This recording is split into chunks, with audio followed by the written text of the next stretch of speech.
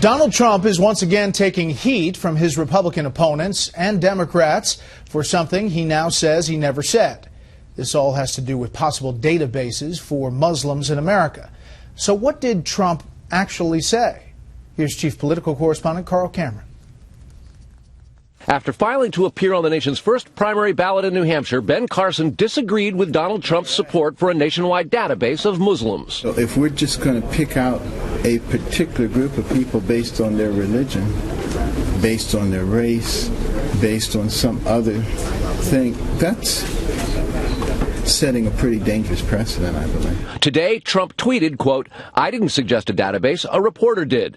We must defeat Islamic terrorism and have surveillance, including a watch list to protect America." Here's what he told the reporter. Oh, I would certainly implement that. Absolutely. There should be a lot of systems beyond database. I mean, we should have a lot of systems. Hillary Clinton tweeted, "This is shocking rhetoric. It should be denounced by all seeking to lead this country."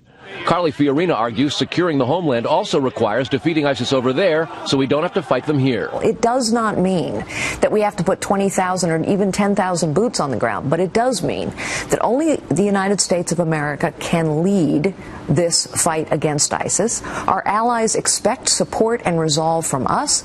President Obama has not been providing it, and I will. Rubio and Trump, among others, argue in addition to mosques, any entity fomenting terrorism must be stopped. It's not about closing down mosques. It's about closing down any place, whether it's a cafe, a diner, an internet site, any place where radicals are being inspired. If, in fact, there are mosques where there's a lot of activity going on that's radicalizing people, they must be treated differently.